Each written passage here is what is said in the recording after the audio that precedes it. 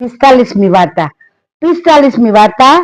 નોકર ચાકર સાથેનો વ્યવહાર. નોકર ચાકર સાથેનો વ્યવહાર જીવન ઘડતરના પ્રેરક પ્રસંગોના લેખક છે હરીશચંદ્ર.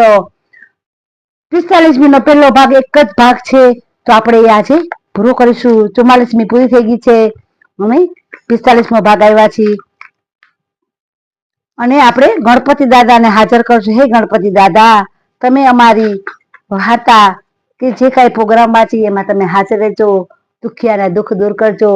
અમારા બીમાર હોય એ લોકોને તમારી પાસે લઈ લેજો અને અમારી ભૂલચૂક થાય તો માફ કરજો. મારા બાળકોને આપણે બપોરે સવારે ઉઠતા, બપોરે જમતા, સાંજે સૂતા આપણે આપણા બાળકોને યાદ કરશું અને ત્રિકાળ સંધ્યામાં મોકલશું. બાળકોને આપણે ત્રિકાળ સંધ્યા બોલાવશું, બાળ સંસ્કાર કેન્દ્રમાં મોકલશું. આપણે દાદાની કેસેટમાં જાશું, સ્વાધ્યાયમાં જાજો, પરિવાર સાથે તમે. એથી કરીને આપણા ઘરમાં જો તમે સ્વાધ્યાયમાં જાજો અને જો તમે પછી મને કહેજો કે તમારું ઘરનું વાતાવરણ આખું ભરી જશે અને તમારી ચિંતા તમારો ઉપરવાળો કરશે. તમારા બાળકોની તમારે ચિંતા નહીં કરવી પડે. જો મારી તો પરિસ્થિતિ એવી હતી, ન ગામમાં ખોડું, ન સીમમાં ખેતર, ન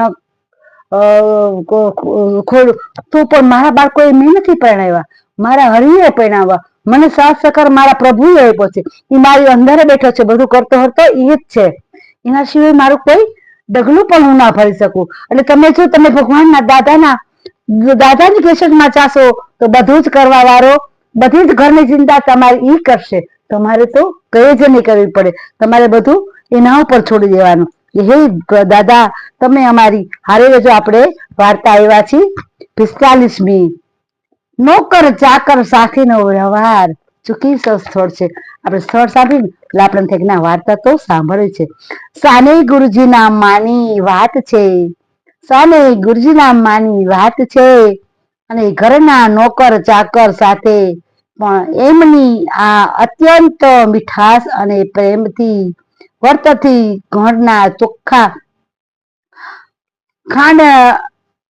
ખાંડનારી મધુરી ચાંદી પડી. છો ત્યારે નોકર ચાકર ને કેવી રીતના રાખે છે તમને ખબર છે? નોકર ચાકર ને ફેમિલીને ન રાખે ને એવી રીતના નોકર ચાકર ને રાખે કે એ મારો નોકર નથી, એ મારો દીકરો છે. કારણ કે એની અંદર પરમાત્મા બેઠો છે. એને તમે પરમાત્માને રોટલો આપો છો. તમે નોકર ચાકર ને રોટલો, બટકું રોટલો ખવડાવો ને તો એ નોકરને નથી ખવડાવતા, એની અંદર પરમાત્મા બેઠો ને એને ખવડાવો છો. એને પણ એટલો પ્રેમ આપે છે જેટલું તમારા બાળકને તમે આપો છો ને એટલું અત્યારે બધા જે રાખે છે ને મોટા મોટા માણસો, તો નોકરને પણ દીકરાની ઘોડે દીકરાનો દરજ્જો આપે છે. જો આ સ્થળ પરથી જો બધું એવું માનવામાં આવે છે. જો આમાં બધું જ આવશે, જોજો. માન્ય અત્યંત મીઠાશ અને પ્રેમથી વર્તતી ઘરની ચોખ્ખા ખાંડનારી મધુરી ચાંદી અને પડી અને એના છોકરા સિવાય મને માએ મધુરી ના મને ખબર પૂછ્યા અને એને માટે તો ગરમ ભાત, અથાણું અને છાશ આપીને કહ્યું, આ તારી બાને માટે હો વહેલી સાજી થાય વેલી, તારા મમ્મી માટે તું વેલી સાજી થઈ જાય. થોડી માજી થઈ એટલે મધુરી ખાંડવા આવી અને માએ તો કહ્યું, મધુરી તું કેવી ગળી ગઈ છે, મધુરી તું કેવી ગળી ગઈ છે, તારાથી તો ખંડાશે ખરું? અરે માં, ધીરે ધીરે ખાંડીશ અને આટલા જ દિવસ પડ્યા ખાધું, હવે તો બહુ જ થયું. તમારી માયા હશે તો અમારે સાની ઉણપ છે, તમારી માયા છે તો અમારે સાની ઉણપ છે. અને માં તો બોલી એ બધી જ ભગવાનની કૃપા. આપણે તો એકબીજા ને કેટલા ઉપયોગી થવાના. થોડો નાસ્તો કરી લે એટલો ખાંડવાની શક્તિ આવશે અને બપોરે પેટ ભરી અહીં જ જમજે. થોડોક નાસ્તો કરી લે અને બપોરે અહીં પેટ ભરીને જમજે. અરે માં બોલી, એ બધી જો ભગવાનની કૃપા, આપણે એકબીજાને તો કેટલા ઉપયોગી થવાના થોડા નાસ્તો કરી લે એટલે તો ખાંડવાની શક્તિ પણ આવશે અને બપોરે પેટ ભરી અહીં જ જમજે. બપોરે તું પેટ ભરીને અહીં જમજે. તારે કરવું હોય તો થોડો ઘણો નાસ્તો કરી લે, બાકી પેટ ભરીને તું અહીં જમજે. અને માના મૃત્યુ પછી ઘરડી થયેલી મથુરી, જો મધુરી નથી મથુરી છે. અને માના મૃત્યુ પછી ઘરડી થયેલી મથુરીને સાને ગુરુજી મળવા જતા ત્યારે એની દયાળુ અને પ્રેમાળ અને માને એ જરૂર યાદ કરતી, એને પ્રેમાળી એટલે એને ખવડાવતી, એને રાખતી, સારી રીતે રાખતી. એટલે વયા ગયા પછી આ બહુ જ એને યાદ કરતી એમ. અને એના પેટ મોઢામાં પણ એક પ્રકારની પ્રશંસા અને વાત્સલ્યતા તરવરતી હતી. એના મોઢામાં એના માટે એની વાત્સલ્યતા હતી, એના માટે એને પ્રેમ થઈ ગયો હતો. એ વયા ગયા તો એના માટે એને લાગણી થઈ ગઈ હતી કે મારા બેન વયા ગયા તો એના વગર ઘરમાં સૂનું સૂનું થઈ ગયું. કારણ કે એને જ્યારે એના ઘરમાં હતા ને ત્યારે એને પોતાના ફેમિલી તરીકે રાખ્યા હતા. એના પોતાના, જેમ આપણા ઘરમાં આપણે 5 બાળકોને રાખીને એવી જ રીતે એના ઓલા હતા, એને એવી રીતના રાખ્યા હતા મથુરીને. મથુરીને તું કેવી રીતે ગળી ગઈ, તારાથી ખંડાશે ખરું? મથુરીને તું કેવી રીતે ગળી ગઈ, તારાથી ખંડાશે ખરું?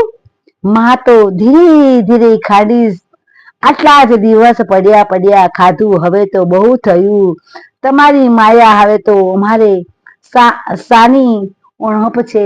તમારી માયા અમને લાગી ગઈ છે, કશી જ ઉણપ નથી. તમે અમને એટલો પ્રેમ આપ્યો છે કે એટલો પ્રેમથી ખવડાવે, ટાઈમે જમાડે. જો તમને એના આશીર્વાદ મળે ને તો તમારો બેડો પહાડ થઈ જાય. કોઈ દિવસ તમે ક્યાંય, એ આપણી ઘરે આવ્યું હોય ને ક્યારેક કયા સ્વરૂપે આવે છે, કયું સ્વરૂપ લે. સીતા પાર્વતીજીએ ખાલી એક ગુલાબનું ફૂલ તોડ્યું હતું ને તો શંકરે એને સજા આપી હતી કે જા તું મોચીને ત્યાં તું કામવાળી તરીકે જા, અને 3 વર્ષ તારે કામ કરવું પડશે કામવાળી તરીકે.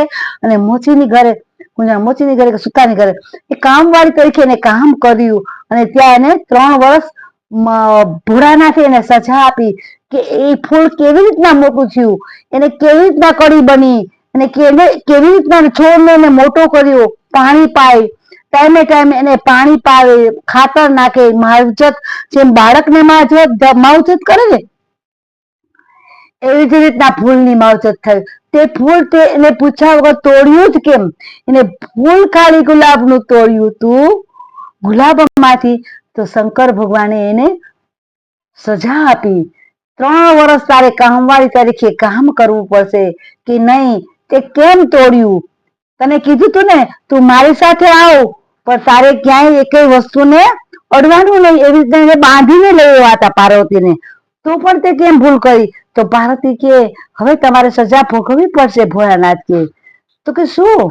તો કે તારે મોચીની ઘરે જઈ અને 3 વર્ષ કામ કરવાનું છે ત્યાં, અને કામવાળી તરીકે. અને મોચીને તો ત્યાં ઈ ગઈ, અને મોચીને ત્યાં ગઈ એટલે એને કામવાળી તરીકે કામ કરતી. અને મોચીના ઘરમાં તો સારું થવા લાગ્યું, કારણ કે સાક્ષાત લક્ષ્મીજી હતા, સાક્ષાત જગદંબાનું સ્વરૂપ હતું. અને માએ એની ઘરે પોતે કામવાળી તરીકે ગયા હતા, અને એને એના ઘરમાં તો ન થવાના લાભો થવા માંડ્યા. કામવાળી ન તો જલાલથી માંડ્યા હાચવવા, અને સરસ એને ખાવા પીવા અને આનંદ પ્રેમ ભાવ મળ્યો. અને એને ત્યાં જ એને બધો જ ભાવ ને પ્રેમ મળી ગયો. અને ત્યાં એને જેમ જેમ કામવાળીને ટાઈમ જવા માંડ્યો એમ એમ એ પોતે આગળ વધી ગયા. અને એને એમ થયું કે આ તો આપણા માટે લકી છે. મોચીને એમ થયું કે આ તો આપણા માટે લકી છે. એમ 3 વર્ષ પૂરા થાય પછી પાર્વતીજી ઘરે જાય છે. એની શિક્ષા છે એ પૂરી થઈ ગઈ. જો ભોળાનાથે ખાલી એક જ ફૂલ તોડ્યું હતું ગુલાબનું, તો એના માટે એને શિક્ષા આપી કે હવે તને પણ સજા મળશે, કે તને ખબર પડે કે આ પાપ કરવાથી મેં આટલું કર્યું, તો તને જો કષ્ટી પડે તો તને ખબર પડે કે મેં આ કેવું પાપ કર્યું છે. જો કોઈ દિવસ કોઈને દુઃખ થાય એવું નહીં બોલવાનું, કોઈને હાય નહીં લેવાની, કોઈને દિલ દુભાય એવું નહીં બોલવાનું. હંમેશા બની શકે તો આપણા ક્રોધને આપણે વારવાનું, પણ કોઈ દિવસ કોઈને ખરાબ નહીં બોલવાનું. જો એ કામવાળી ઘોડે રાખતા હતો ને એની રીતે જેમ એને રાખતા હતા ને એ રીતના ફેમિલી ઘોડે ને જેમ દીકરીને રાખે ને એ રીતના એને રાખતા, કારણ કે એનાથી સુખી થયા અને બહુ આગળ વધ્યા અને બહુ નફો થવા